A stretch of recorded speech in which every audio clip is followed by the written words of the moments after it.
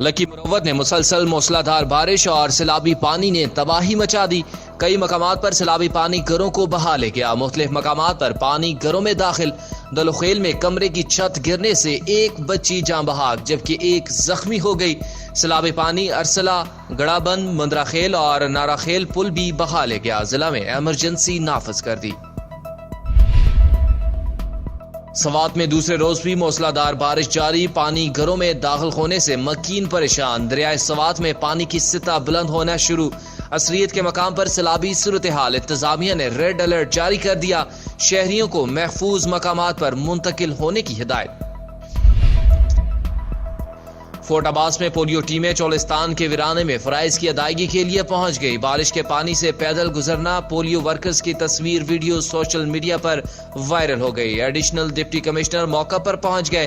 سی ای O health سلیم اکبر بہاول نگر کا special allowance اور انعامات دینے کا اعلان۔ حالیہ کے تاریخی قصبہ ہیلا میں 88واں ماتمی جلوس شبیہ ذوالجناح سالانہ مجلس اعضاء کا انعقاد۔ علاقہ بھر سے ماتمی سنگتوں کی شرکت، نوحہ خوانی و ماتمداری کرتے رہے۔